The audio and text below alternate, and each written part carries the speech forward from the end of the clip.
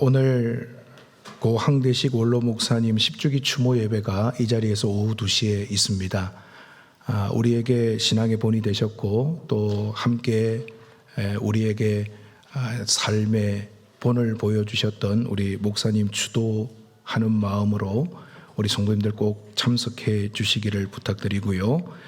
작은 교회와 함께하는 금요기도회 매주 마지막 주마다 이제 진행을 하려고 합니다. 작은 교회 목사님들 오셔서 함께 찬양과 또 기도도 인도하시고 또 때로는 설교도 하시고 또 우리 성도님들과 함께 중보도 하시고 귀한 시간 가지려고 하는데 우리 성도님들 새벽이나 수요 예배나 금요 기도에 좀 많이 피곤하고 힘든 시즌이지만 우리가 예배하고 기도하는 일에 힘써 주시기를 바랍니다.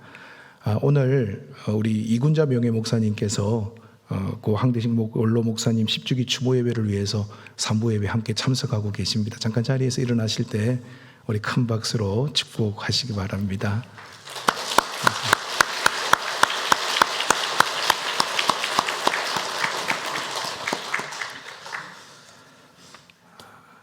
3부 예배 이렇게 찬양하는 모습을 보면서 언젠가부터 제 마음속에 그런 생각이 들었습니다. 여러분들 아시는 분들이 계실지 모르겠지만 3부 예배 때 어느 날 보니까 우리 찬양대원 중에서 암에 이렇게 걸리셔가지고 치료받으시면서 그런 중에도 찬양 봉사를 하시는 분이 쪼르륵 세 분이 똑같이 이렇게 찬양을 하세요. 그 모습을 보면서 하나님께서 역사하실 시간입니다. 하나님은 일하시고 계심을 믿습니다. 힘들고 어려워도 하나님께 소망을 두고 하나님께 모든 것 맡기는 저분들 하나님께서 깨끗하게 치유하실 줄 믿습니다. 제가 그 마음이 늘 이렇게 찬양대원들 보면서 들더라고요. 여러분, 하나님의 말씀에는 능력이 있고요, 또 하나님의 은혜가 있는 그곳에는 기쁨이 넘칩니다. 상황에 따라서 아유 이제 틀렸네, 어렵네, 끝났네 이게 아니라 정말 아무런 소망도 없는 절망 속에서도 하나님 바라보면요 회복의 역사, 치유의 은혜가 임하게 되는 거예요. 우리에게 능력이 있어서가 아니라 하나님께 능력이 있고 생명이 있기 때문입니다. 그래서 여러분, 하나님의 은혜를 경험하는 사람들은 가만히 있을 수가 없어요. 내가 경험한 하나님, 나를 사랑하시는 그 하나님을 주변 사람들을 만날 때마다 증거하는 거예요. 누가 물어보지 않았는데도, 누가 가르쳐 달라고 말하지 않았는데도 내가 만난 하나님이 너무너무 귀한 분이라서 그 사람들에게 전하지 않으면 견딜 수 없어서 자발적으로 그렇게 복음을 전하는 거지요. 진짜 예수님을 만난 사람은 이렇게 복음을 전하는 거예요. 내 안에서 성령의 불길이 타오르는 사람들은 견딜 수 없어서 주의 복음을 외치는 거예요. 여러분, 아무리 과학 문명이 발달해도 이 세상의 방법으로는 영생을 얻을 수가 없습니다. 오직 예수 그리스도를 믿을 때 우리에게 주어지는 선물이 뭐냐면 영원한 생명이에요. 우리는 거친 강야와 같은 인생을 살아갑니다. 열심히 살아도 열매가 없을 때가 있고요, 또 최선을 다함에도 불구하고 답이 보이지 않을 때가 많습니다. 그때마다 하나님은 우리의 소망이 되시고 우리의 답이 되시고 우리의 구원자가 되시는 분이시지요. 예수님은 복음입니다. 예수님은 기쁜 소식입니다. 우리가 그 예수님을 믿고 의지할 때에 우리의 눈물이 변하여 찬송이 되고 우리의 탄식이 변하여 간증이 되게 하시는 크신 역사들이 우리 믿음의 사람들에게 나타나는 거지요. 요한복음 14장 6절을 보시면 예수께서 이르시되 내가 곧 길이요 진리요 생명이니 나로 말미암지 않고는 아버지께로 올 자가 없다고 말씀합니다. 우리는 영과 육으로 지음받았습니다. 육신의 죽음으로 끝나는 존재가 아니에요. 우리는 영원히 사는 영적인 존재입니다. 흙으로 만들어진 육체는 유한합니다. 그래서 지금 이곳에 있는 모든 사람들이 언젠가 시간이 흘러서 육체의 장막이 무너지게 되고요, 죽음을 맞이하게 됩니다. 그런데 육신이 죽는다고 끝이 아니라는 거예요. 히브리서 9장 27절을 보면 한 번 죽는 것은 사람에게 정해진 것이요 그 후에는 심판이 있다고 말씀합니다. 우리의 육신의 장막이 무너지는 것으로 끝이 아니라면 여러분, 그리고 그 후에 심판이 있다면 오늘 우리가 어떻게 살아야 될 것인가 깊이 고민해야 하지 않겠습니까? 복음을 만난 사람, 예수 그리스도를 믿는 사람은 길이요 진리요 생명이신 예수 그리스도로 인하여 영원한 생명이 보장됨을 믿고 있는 사람들이에요. 그래서 죽음이 두렵지만 우리는 그 죽음에 함몰되지 않습니다. 왜냐하면 저 영원한 천국에서 누릴 그 아름다운 삶을 기대하기 때문입니다. 그런데 여러분, 우리가 사랑하는 사람이, 내 가족이, 내 주변에 내 매일 만나는 사람이 엉뚱한 길, 멸망의 길로 가려 할 때 여러분들 어떻게 하시겠어요? 그래, 알아서 살아라. 그렇게 가다가 네 마음대로 네가 선택한 거니까 네가 거기에 대해서 책임을 져라. 그렇게 가만히 내버려 두시겠어요? 그들은 영적인 눈이 감겨 있습니다. 무지합니다. 그래서 멸망의 길로 가고 있음에도 불구하고 깨달지 못해요. 그런데 그걸 알고 있는 우리는요, 사랑하기 때문에 그 길로 가면 안 된다고 그들에게 설명해 줘야 됩니다. 설명해도 고집 부리고 듣지 않으면 또다시 붙잡고 설득해야 됩니다. 그럼에도 불구하고 자기 마음대로 멸망의 길 달려가고 있으면 그 사람을 꼭 붙잡고서라도 생명의 길로 인도해야 되지 않겠습니까? 사랑한다고 하면서도 그냥 영원한 삶을 멸망으로 나아가고 있는데 가만히 내버려 둔다면 그게 진짜 사랑이라고 말할 수 없을 거예요. 사도행전 4장 12절을 보시면 다른 이로서는 구원을 받을 수 없나니 천하 사람 중에 구원을 받을 만한 다른 이름을 우리에게 주신 일이 없음이라 하였더라 라고 말씀합니다. 여러분, 예수 그리스도의 이름에 구원의 역사가 있습니다. 오직 예수님에게만 우리의 미래가 있다라는 거예요. 여러분, 이것을 먼저 깨달은 저와 여러분들은 복음을 전해야 될 이유가 있는 거예요. 예수 믿지 않으면 멸망길로 빠집니다. 지금 아무리 잘 먹고 잘 살고 출세하고 다른 사람들이 볼 때 잘 나간다 손뼉을 쳐줘도 예수님과 상관없고 복음 안에서 살아가지 않는 사람은 그들의 미래가 뻔하기 때문이에요. 우리가 그들을 향하여 안타까운 마음으로 복음을 전하죠. 예수 믿어야 된다. 주님을 만나야 된다. 예수님이 구원이시다. 그런데 그들이 우리가 전하는 복음을 아멘 하고 받아들이던가요? 우리가 아무리 복음을 전해도 의심하고요, 거부할 때가 대부분이에요. 우리의 생각만큼 전도가 잘 되질 않습니다. 그런데 우리는 어찌됐든 간에 전도하려고 애를 씁니다. 그러면서 뭐라고 이야기합니까? 전도 대상자들에게 교회에 오면 좋은 일이 생긴다고 설명합니다. 예수 믿으면 다 잘 된다고 이야기합니다. 예수 믿으면 천국 간다는 말만 되풀이하고 있지요. 자, 그런데 우리가 여기서 한번 생각해 볼 게 있어요. 며칠 전에 제가 말씀을 준비하고 묵상하는 중에 있었는데 갑작스럽게 모르는 전화번호로 핸드폰이 울려요. 그래서 받았어요. 그랬더니 안녕하세요, 어디 보험사 직원입니다 라고 이야기를 해요. 끊으려고 하는데 자꾸 끊지 못하게 말을 자꾸 해요. 이제 듣다 보니까 이 보험에 가입하시면 이게 보장되고요, 이걸 연장하시면 너무너무 좋다고 권유를 해요. 그리고 이번 기회를 놓치면 후회하니까 이번에 꼭 가입하셔야 된다라고 이야기를 하더라고요. 저는 그 말을 들으면서 이런 생각을 해봤습니다. 보험사 직원이 그렇게 좋다고 홍보하는데 그 상품이 진짜 좋은 상품일까? 나에게 보험을 권유하는 직원은 그 상품에 대한 분명한 확신이 있을까? 이 질문을 해보게 됐어요. 오늘 우리가 복음을 전할 때 불신자들은요, 마치 보험회사 직원이 전화를 해가지고 보험에 들라고 하는 것처럼 복음 전하는 우리를 귀찮게 여겨요. 들으려고 하질 않아요. 그렇기 때문에 여러분, 이 복음을 전하는 우리의 확신이 참 중요한 거예요. 내가 복음을 만나고 예수를 믿고 그 예수님으로 인하여 새 생명 얻었다는 확신이 있는 사람은요, 명확하게 그들을 향해서 간증하는 거예요. 그런데 누가 시켜서 하고 보험회사 직원들처럼 돈을 벌기 위해서 어쩔 수 없이 상품을 판다면 그것이 그 사람들을 설득시키기에는 어려울 겁니다. 전도는 그저 죽어서 천국 가는 것만을 알리는 게 아닙니다.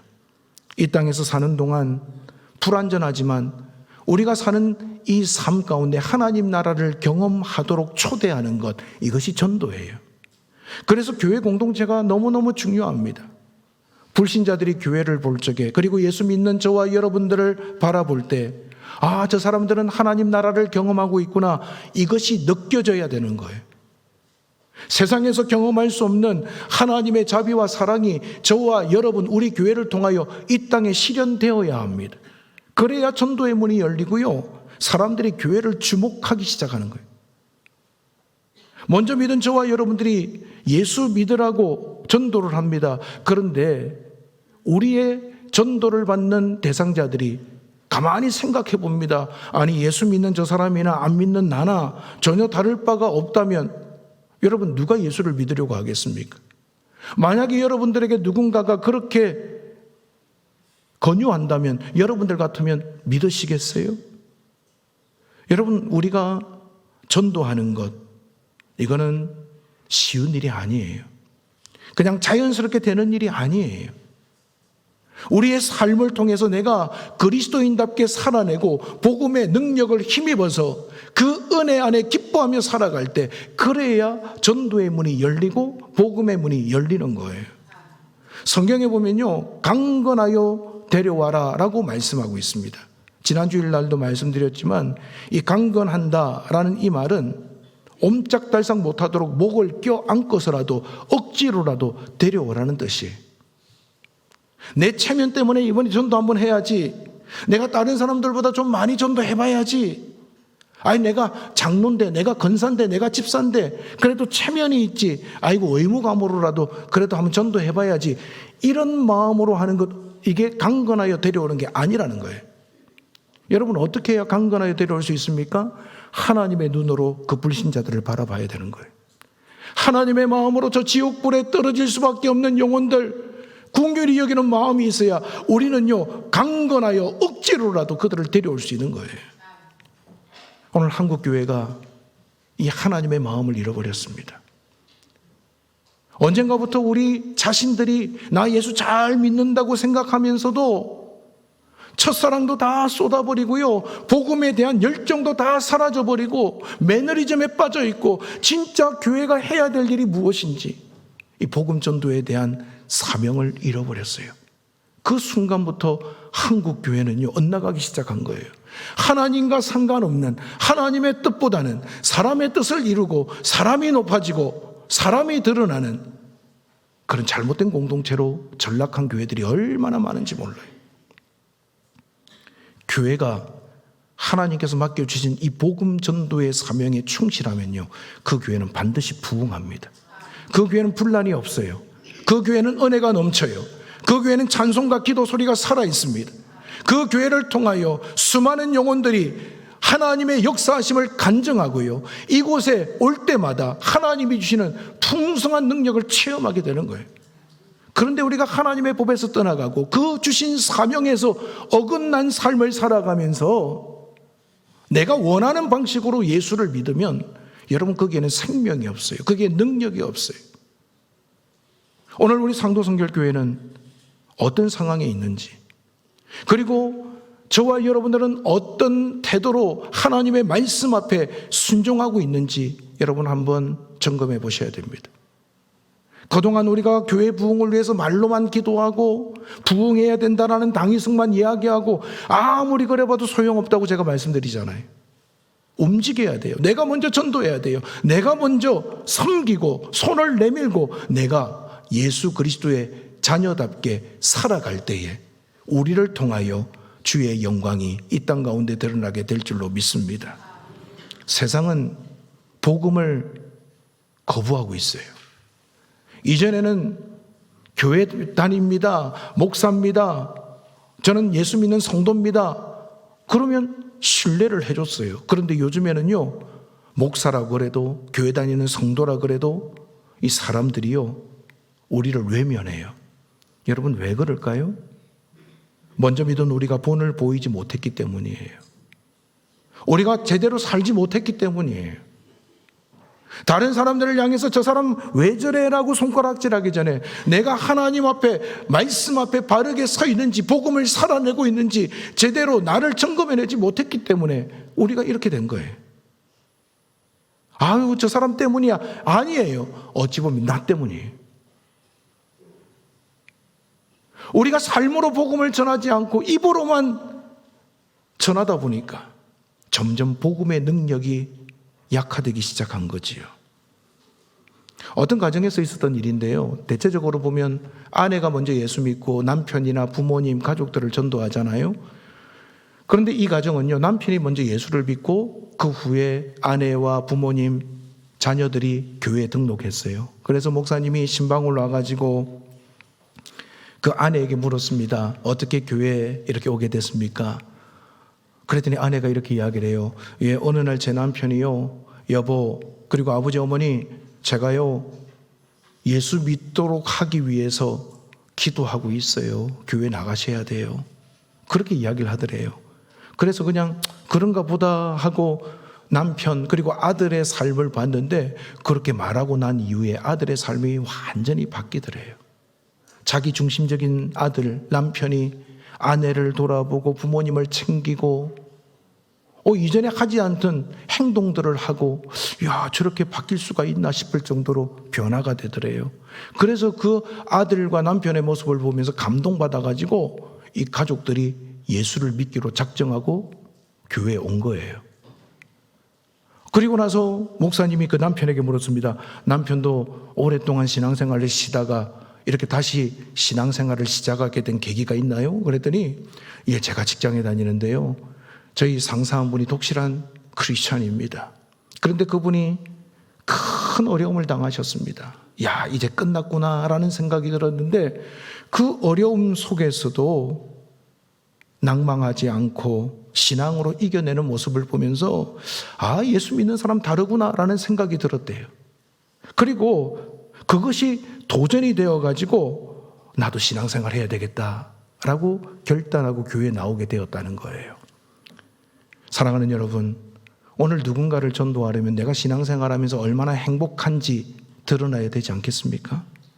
나는 행복하지 않은데 누군가에게 예수 믿으라고 한다면 여러분, 그게 전도가 될까요? 나는 받은 은혜가 없는데 당신에게 은혜가 필요하다고 이야기한다면 그게 설득력이 있을까요? 전도하려면요, 내가 먼저 은혜 받아야 돼요. 내가 먼저 새로워져야 돼요. 내가 먼저 도전받아야 돼요. 내가 하나님께서 함께 하심을 신뢰해야 돼요. 내가 살아있어야 그 생명의 불씨가 다른 사람에게 흩어지는 것 아니겠습니까? 오늘 12절과 13절을 보십시오. 내가 그리스도의 복음을 위하여 드로아의 이름에 주 안에서 문이 내게 열렸으되 내가 내 형제 디도를 만나지 못하므로 내 심령이 편하지 못하여 그들을 작별하고 마게도냐로 갔노라. 사도 바울이 드로아에 이르렀을 때 복음의 문이 열렸습니다. 그런데 그곳에서 제대로 사역을 하지 못했노라고 사도 바울이 고백하고 있어요. 그 이유가 뭡니까? 바울이 아끼고 사랑하는 아들과 같은 디도를 만나지 못했기 때문입니다. 그래서 심령이 편하지 못했다고 이야기를 하는 거지요. 우리는 사도 바울을 생각할 때 우리와 다른 슈퍼 파워를 가진 사람이라고 생각합니다. 사도 바울은 어떤 어려움을 만나도 전혀 흔들리지 않을 것이라고 여기지요. 그런데 오늘 본문에 보면 사도 바울 역시 연약한 인간입니다. 바울 자신과 함께할 디도가 없어서 마음이 편하지 않았고, 그래서 드로아에서 사역을 하지 못한 채 물러났다고 바울은 이야기하고 있습니다. 여러분, 이처럼 생명 살리는 일, 복음을 전하는 일은요, 혼자서 하기에는 너무 버거워요. 동역자가 있어야 됩니다. 내가 손발을 걷어붙이고 전도하려고 하는데 옆에 있는 장로님이, 권사님이, 집사님이 그래요, 내가 함께 기도할게요, 내가 함께 물질로 함께 거둘게요, 내가 도울 게 뭐예요, 우리 같이 합시다. 서로가 서로를 향해서 격려할 때 그곳에 생명의 불꽃이 타오르게 되는 거예요. 뭔가 주의를 위해서 복음을 증거하려고 전도하려고 하는데 강 건너 불 보듯 팔짱만 끼고 있고, 그래 한번 잘 해봐라, 내가 어떻게 하는지 한번 볼게, 이런 식으로 반응한다면요, 하나님은 우리 공동체를 통해서 생명의 불씨를 태울 수 없게 되는 거예요. 하나님이 역사하시도록, 하나님께서 기뻐하시는 복음의 은혜가 저와 여러분, 우리 교회 공동체를 통해서 드러날 수 있도록 우리 모든 성도님들이 복음의 동역자가 될 수 있기를 바랍니다. 여러분, 교회는요, 어떤 일 잘하는 것보다도 더 집중해야 될 게 있어요. 그게 뭐냐 하면 생명 살리는 일이에요. 죽어가는 영혼들 살리라고 교회를 이곳에 세우신 거예요. 교회가 어떤 일 잘하려고 이건 이렇고 저건 저렇고 다툴 이유가 없어요. 우리의 더 잘해야 될 것은 죽어가는 영혼들 살려서 구원받게 하는 일이기 때문이에요. 그것이 교회의 존재의 목적이에요. 우리는 하나님의 명령을 듣고 하나님의 말씀을 따라 살아가야 될 존재 아닙니까? 그런데 사도 바울도 홀로 복음 전도의 일들을 감당하려고 하니까 힘이 들었어요. 그런데 그가 뭐라고 고백합니까? 14절 15절을 보시면 항상 우리를 그리스도 안에서 이기게 하시고 우리로 말미암아 각 처에서 그리스도를 아는 냄새를 나타내시는 하나님께 감사하노라. 우리는 구원받는 자들에게나 망하는 자들에게나 하나님 앞에서 그리스도의 향기니. 우리는 그리스도의 향기다라고 표현합니다. 이 말씀 14절을 세번역으로 보시면 그러나 그리스도의 개선 행렬에 언제나 우리를 참가시키시고 그리스도를 아는 지식의 향기를 어디에서나 우리를 통하여 풍기게 하시는 하나님께 감사를 드립니다 라고 번역되어 있습니다. 자, 여기는 전쟁에 관한 내용이에요. 전쟁에서 승리하고 돌아올 때 이 군인들이 얼마나 행복하고 기쁩니까? 예수님께서 그 개선 행렬에 언제나 저와 여러분들을 참여시키신다라고 사도 바울이 말씀하고 있어요. 이미 예수님께서 싸우시고 승리하신 그 자리에 우리를 참여시키시고 그 기쁨을 누리게 하신다는 거예요. 그러면 우리는 어떻게 해야 됩니까? 주님께서 이미 승리하신 그 기쁨과 행복과 감격을 나를 통해서 다른 사람에게 증거하는 것, 이것이 우리가 해야 될 일이라는 거예요. 이것이 그리스도의 향기를 바라는 삶이라는 거예요. 저와 여러분의 삶에서 그리스도의 냄새가 나기를 원합니다. 내가 억지로 내려고 하지 않아도 내가 어디에 있으면 나를 통해서 그리스도가 함께 하심이 드러나는 은혜가 우리 가운데 있기를 바랍니다. 16절 말씀을 세번역으로 보시면 그러나 멸망을 당하는 사람들에게는 죽음에 이르게 하는 죽음의 냄새가 되고 구원을 얻는 사람들에게는 생명에 이르게 하는 생명의 향기가 됩니다. 이런 일을 누가 감당할 수 있겠습니까? 여러분, 전쟁에서 승리하고 군사들이 돌아올 때 승리한 군사들은 막 기뻐합니다. 그곳에 있는 백성들은 환호합니다. 그들에게는요, 생명의 냄새가 있습니다. 너무너무 좋은 거지요. 그런데 거기 포로로 끌려오는 그 전쟁에서 진 사람들은요, 사망의 냄새가 나는 거예요. 오늘 저와 여러분들이 우리에게 주신 그 생명의 향기를 죽어가는 영혼들을 향하여 전해야 된다는 거예요. 아무 문제 없이 살아가는 것 같은 우리의 가족들, 그냥 평범하게 잘 살아가는 것 같은 우리의 이웃들, 그들을 주님 만나지 못하면 그들에게서 사망의 냄새가 날 수밖에 없기 때문에, 그들이 저 지옥불에 떨어질 수밖에 없기 때문에 여러분, 우리는 그들에게 관심을 가지고 내가 만난 주님, 내가 만난 그 복음을 기쁨으로 전하는 그리스도의 향기가 되어야만 합니다. 요즘 카페나 음식점에 가면 장식용 화물이 있더라고요. 저게 진짠가 가짠가 구분이 잘 안 돼요. 그런데 어떻게 알 수 있습니까? 다가가가지고요, 냄새를 맡아보면 알아요. 그리고 손으로 만져보면 그것이 살아있는 건지 아니면 조화인지 알 수 있습니다. 오늘 사도 바울은 저와 여러분에게 질문합니다. 여러분은 그리스도의 향기가 없는 조화입니까? 아니면 예수 그리스도의 향기로 가득한 생화입니까? 오늘 여러분들은 삶으로 예수 그리스도를 살아내고 계십니까? 주님께서 나를 위하여 주신 그 승리의 기쁨과 그 감격을 가지고 오늘도 내가 있는 그 자리에서 예수님의 냄새가 나도록 여러분이 쓰임받고 계신가요? 우리 교회가 이 일을 위해서 지금 태신자 전도운동을 시작했습니다. 혹 그동안 그렇게 살아가지 못했다면 이제 마음에 작정하시면 되는 거예요. 다음 주일날 우리 태신자 작정을 하는 주일이죠. 믿지 않는 가족들 가만 내버려 두시면 안 돼요. 매일 만나는 친구들, 그들이 멸망길에 빠지도록 가만히 있어서도 안 돼요. 이전에는 신앙생활 했는데 지금 교회 다니지 않는 구역 식구들이 있으면 그들 강건하여 데려오셔야 돼요. 여러분, 우리가 복음 전하는 일, 생명 살리는 일 감당하라고 우리에게 오늘 생명 주시고 건강 주셨는데, 우리 상도성결교회가 주님께서 맡겨주신 그리스도의 향기로서의 사명을 기쁨으로 감당할 수 있기를 바랍니다. 너무너무 좋은 일이지 않아요? 너무너무 행복한 일이지 않아요? 살리는 일이고 함께 감격할 일이고 함께 기뻐할 일이에요. 내가 그 복음의 능력을 살아내면서 그 사람들에게 삶을 보여주고 함께 그 생명을 누리자. 여러분, 이것보다도 더 행복한 일이 어디 있습니까?